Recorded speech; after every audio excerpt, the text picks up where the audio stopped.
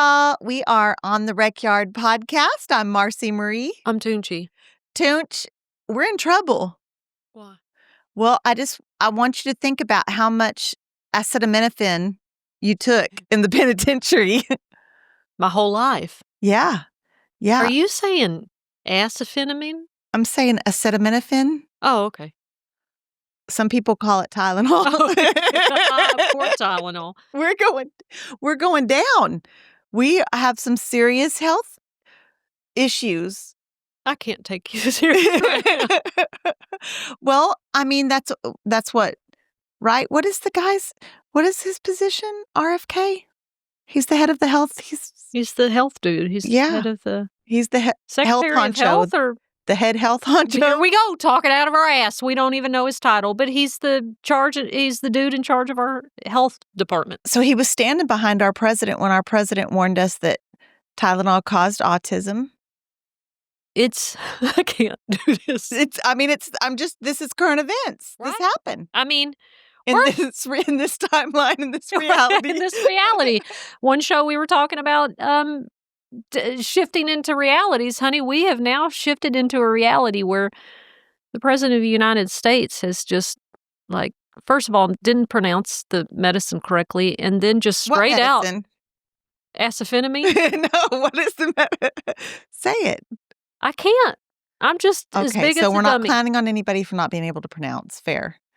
Okay. I mean, you can clown on me because I don't know how to say it. I kept saying... Sit over there and burp this whole episode?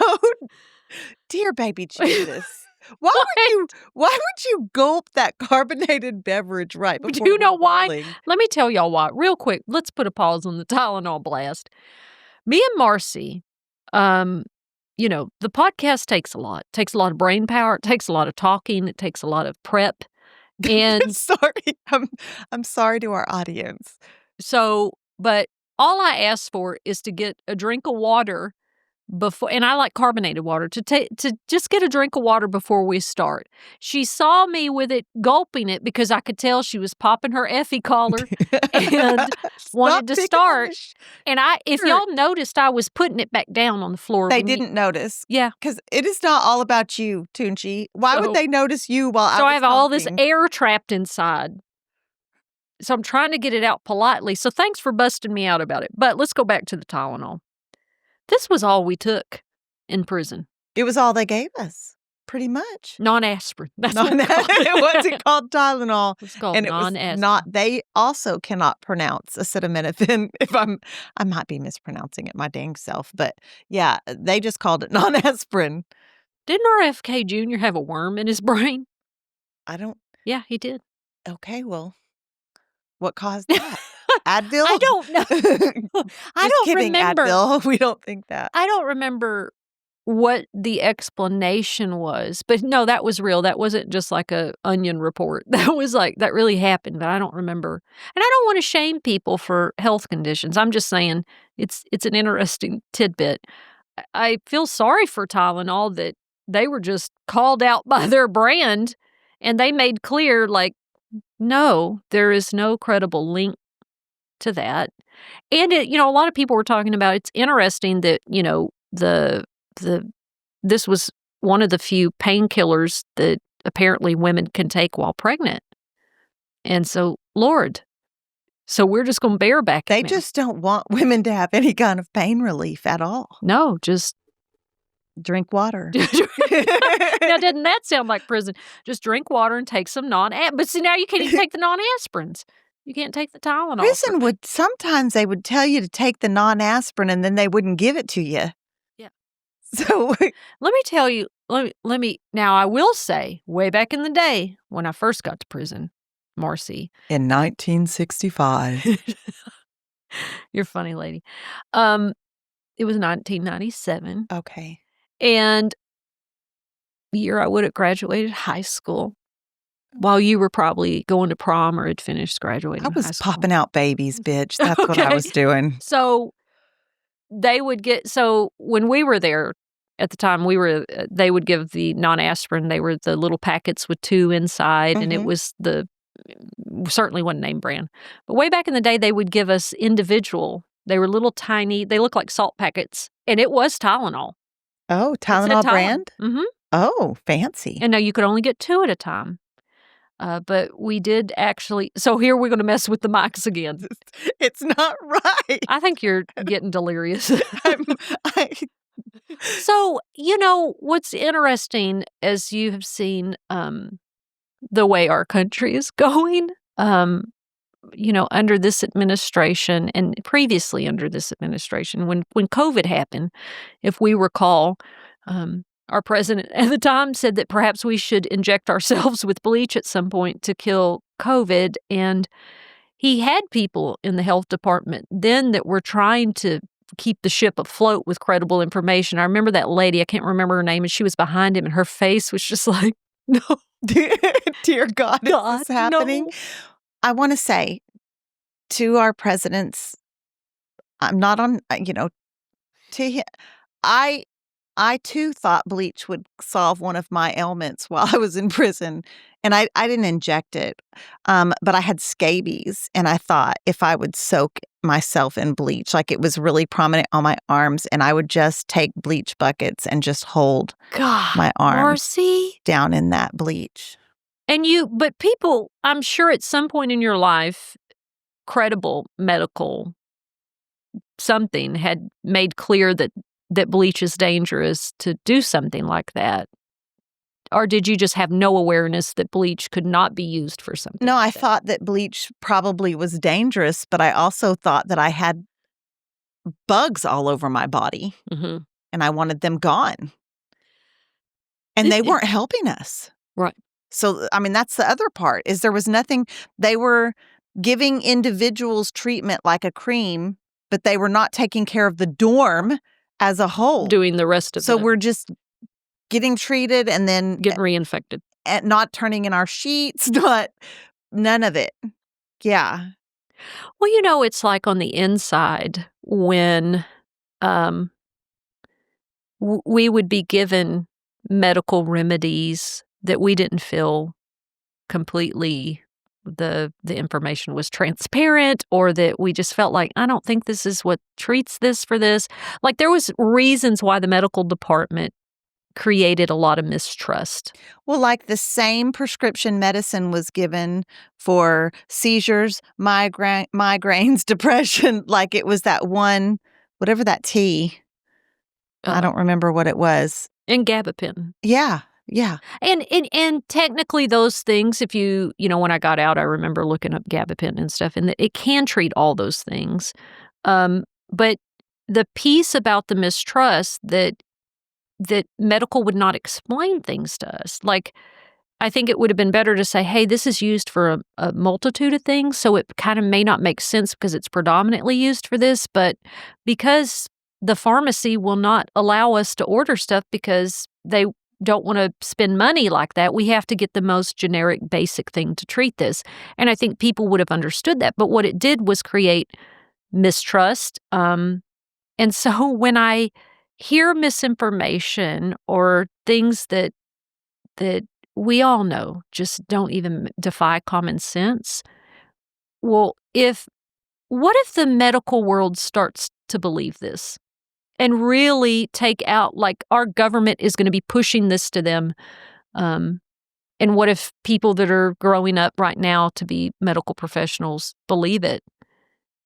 And then we're injecting ourselves with bleach. And I mean, it's like we're going back to the dark ages and the superstition of things. Like just trying to figure things out. Yeah. Like when they would try to treat mental illnesses with open brain surgery. Right. Yeah. So because if I have a medical provider now that I find out is, a fan of the president's and immersed in that culture, I'm not going.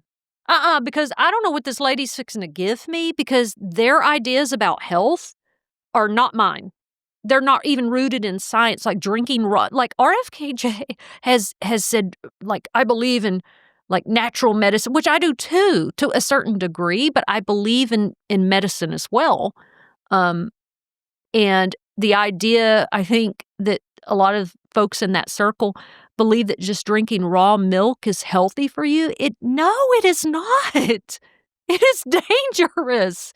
in terms of bacteria. So, like, if I know a provider is of this mindset or this political party that has increasingly grown more bizarre and cultish and religious-like in their belief system, I'm not going. And so it almost reminds me of that mistrust that we would have with medical while we were incarcerated. Oh, yeah, how you would go to the dorm nurse before you would drop a sick call. For sure. Yeah. I mean, valid. That's evidence-based practice. Based, and not all people that practice medicine inside prisons, but I had a PA, I had been in prison. I mean, I had left Plain State and was at the Dr. Lane Murray unit, an NP or a P. I guess he was the NP. I don't really know. I don't care. He was somebody that was giving me my pap smear. I remember I'm on the bed, on the metal prison bed, legs in the air, and his hand is inside of me. And he says, "Oh, I can tell you've never had any children." Jesus Christ. Yeah, And you'd had 5? Your cervix. I had 5. I had 5. He said, "The way your cervix is." And I just said, "Sir, I've had 5 children." "Oh, but not naturally." "Yes, 5 vaginal deliveries, sir. 5." And I just remember thinking, "Get out of me and go away." The nurse was at the door, and I look at her, and she's just also just looking crazy. Number 1, don't talk to me while you're doing that. And number 2, what a weird assessment from a medical health provider. Well, because that lets me know that you're not a credible. Like, I have some basic education as a woman that has experienced medical care outside of this, and that now I know that I can't come up here because I don't trust you because, this is. You couldn't even tell that I'd had children before. And I remember I had a friend that went for full blood work and her pap. And she was having discharge. Mm-hmm. And I said, "We'll go up there and get a copy of it and let's look at it together." She brought it back, maybe a week or 2 later. And because she said a copy of her medical records. Yes. Okay. How easy was that? She had to go drop a form and sign a thing and then get the 10 cents out to get out of her account to get the copy of it. And then she had to smuggle it into the library for us to look at it, because it's going to have all your test results. And she was like, "Well, I feel like I went through my pap smear. If something was wrong, they would have noticed and said something, but he never said anything. And I even asked him, like, I'm having a lot of discharge. Do you think there's a concern?" He was like, "Oh, this is totally normal." Whatever. So we get it. Now, remember, I was a peer health educator. Mm-hmm. And so I get it, and I'm going I remember I was like this on the paper, and it was, and it said notable infections, and it said trichomonas. And so I saw it, and I just kept going. And I looked on the other page, and then I went back, and I'm thinking to myself, what am I going to say to her? Yeah. And she goes, you go back. I know you saw that. And I said, "Girl, you have trichomonas," which can be an STD and also through damp clothing that you've shared with other people or washcloths or that. Long story about one day I'll tell you how she got it. But they didn't catch that. And I said, "Well, I know that this is why I have people look at their medical stuff to educate yourself. Maybe they've got busy, they didn't see it or whatever, drop another form." She goes up there, Marci, and shows it to them. And do you know what their response was? What? "Well, we normally don't treat for that because it's not serious." And because they were refusing to admit that they didn't catch it, that they didn't see it, because she was like, "The doctor told me that this discharge was normal, but apparently it's not. I've looked up what trichomonas is." And they're still steadily trying to gaslight her into, "Well, we don't really treat it because so many people have." No, none of that is true. And she was like, "Bitch, I am never going up there." Yeah. They couldn't even get the basic information down about trichomonas, and it was literally listed on there as an infection, and it was like they didn't even know what it was. How'd they treat it? Non-aspirin? Well, they finally gave her the metazole or whatever that antibiotic is to to knock it out, but They just don't normally treat infections. Because they were like, well, we see this a lot, and it's unless people complain. And she goes, I was. And so this, like, once people see that an expert is not credible, they're not going back. So it makes me nervous to hear that eventually, Marci, if this keeps going on, like the scientific community can continue to educate and train, and I hope that holds us together, right? Because there are researchers and scientists that are like, no, we're going to shield ourselves from this and try to fight back from it. But there will be the ones that are trained in it that are going to believe this shit. And then they're going to start implementing in their medical practices. And that terrifies me because I've been very transparent about, I've barely learned to trust going to the doctor now. Yeah. Yeah, you've been hitting the doctor all the time, girl. Yeah. I look on your calendar, I'm like, damn, she's at the doctor again? Look at you. Getting all that facing your stuff. fears. Yeah. Yeah. And can we talk about the age spots? You're a dirty bitch. You're a dirty bitch. So the next time I share something vulnerable with you, I'm going to put it on blast in front of everybody. And you know what? Because we'll have our logo up soon on a big, huge screen behind us. And I'm going to say, hit that picture. No, I'm just kidding. It was a little age spot here that I knew the symptoms from educating myself. Like, hey, if this is bleeding or itchy, you need to get it checked. And I said, well, I'm worried. And she was like, well, those are symptoms. However, this is an age spot. I said, oh, wonderful. And she was like, do you want me to take it off today? And I was like, is that going to be more money? Because no. How much more money? I don't know. I didn't ask, but I'm sure it was not going to be, $10. I'm doing the best I can doing preventative stuff that I've never done before because I have learned to build trust with the medical providers and the dentists that treat me well. And hey, they know what they're talking about. That transparency. They'll answer your questions. Answer your question. You don't have to speed through it. Saying, oh, we don't treat this infection until you complain about it. Trichomonas is not something we normally treat. And my thing was this. How did that man with his face in my friend's vagina think that was normal? Did you think because trichomonas smells? It smells like old, musky, fishy. It was my job. It was my job in the dorm to tell people, especially, now it didn't so much, people in prison don't get that as much, but people coming in off the street in county jail, and I was the one who could break it to people nice enough that, hey, when you pee in this room with all of us, you're lighting the whole room up. You need to get it checked. And something's medically is going on, and, she got it from passing burritos.